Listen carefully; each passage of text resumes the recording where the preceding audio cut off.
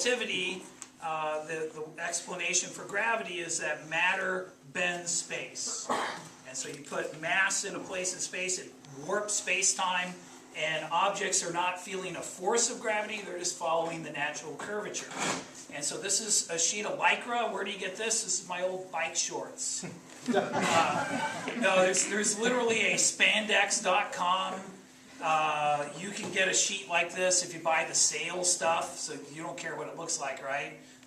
For like 20 bucks, maybe less, depending on the sale.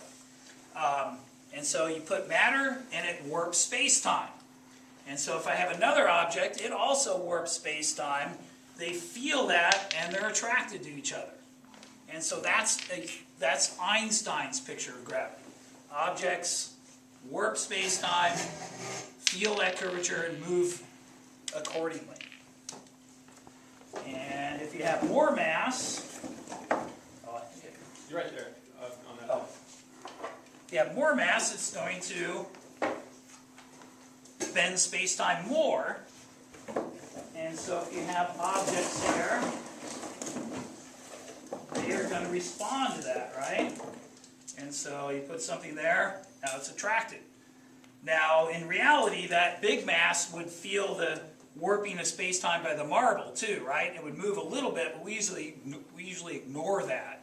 You know, the Earth makes the sun move a little bit, but it's so small you can ignore it. The moon makes the Earth kind of wobble around a point 3/4 of the way from the center of the Earth. We usually don't account for that when we're looking at satellite motion.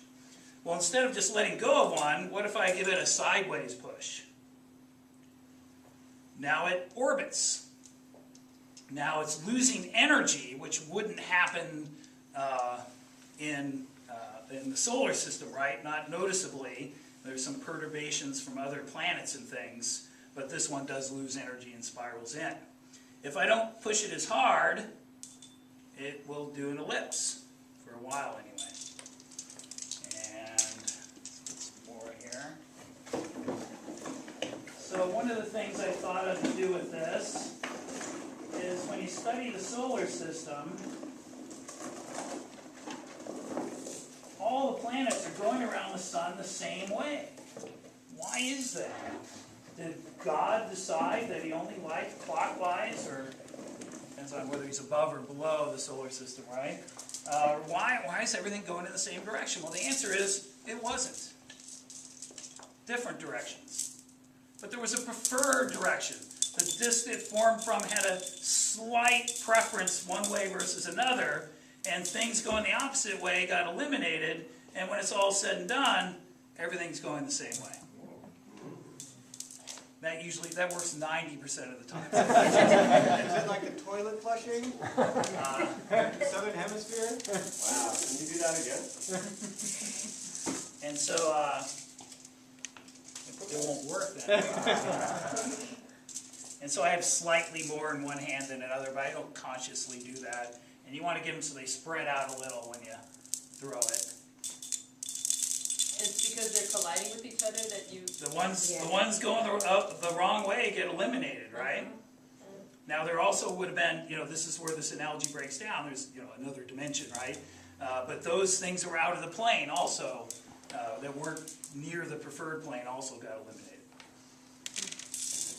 And so that's kind of cool. Now my students use a PHET simulation called My Solar System. And so they've seen all this on the computer. And when we do this during our special relativity unit, they're like, hey, it's just like the computer. That's kind of cool that a stretch sheet of Lycra models things, it's not just like it, but similar to the computer. Now, some things we've discovered using this, also it's just some larger marbles, might as well put them out, but they bend space-time too, right? And so maybe, you can get one thing to orbit another.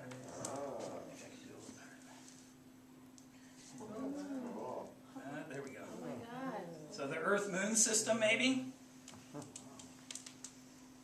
And so you can see that this seam, you can't buy Lycra this big. You get it in rolls, and you have to sew it together. I've been told to use stretchy thread to sew it together. And so next time I do it, I'll do that because it pulls. And so just a little bit of thread fixes it. And so in the morning, when I first set this up, I'll have it leaning against the table. I'll be underneath fixing holes from last year. One time my principal walked in. And I hear somebody in the room, and I'm underneath, I'm in the middle of sewing it, I'm not going to pause yet. And then he's looking around for me, and he kind of knows somebody's in the room. And he's, oh, there you are. He goes, what are you doing there? And I go, I'm repairing a rip in the fabric of space-time. What do you think I'm doing?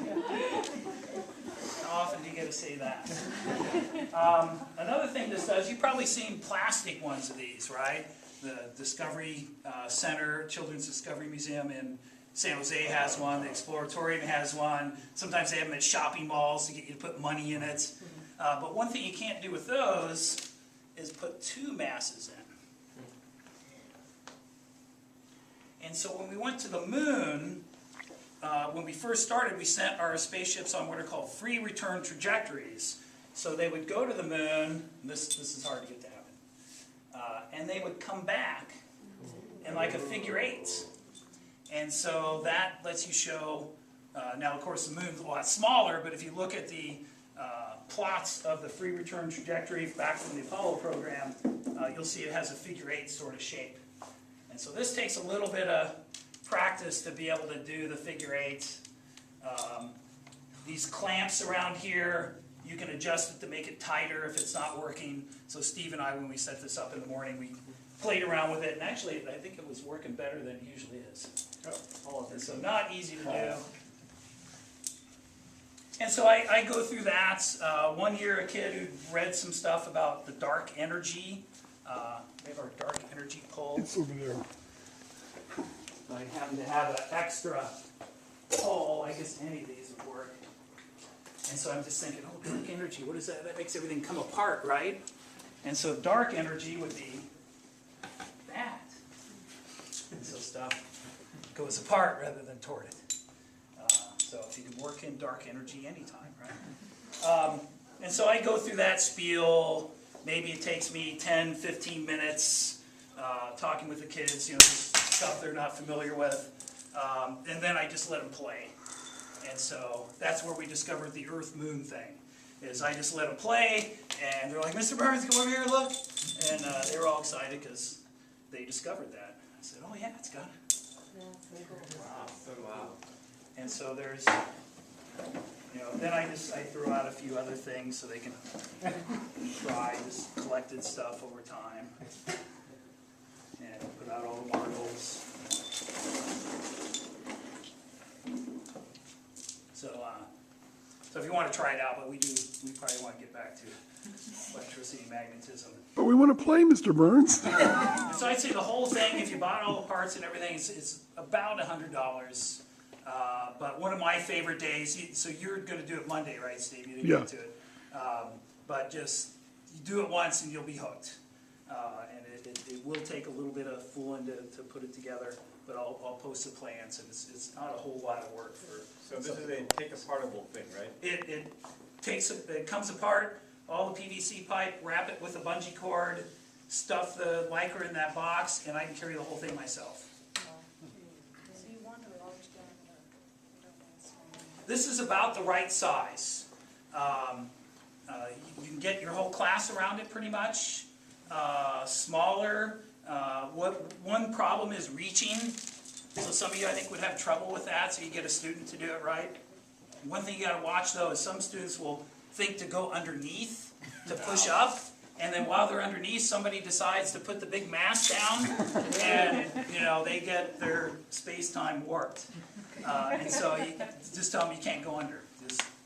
We will get things ourselves. We don't need to do that. Even Einstein has rules. Yeah. And so, is general relativity in the state standards? No. Probably the crowning achievement of science, not in the state standards. Can you fit it in after the STAR test? You bet. You can find some videos. I show them a thing on gravity waves, and then we do this, and that's, a day, almost a day on general relativity. But since I don't understand it myself, that's plenty. So let's go back into the room.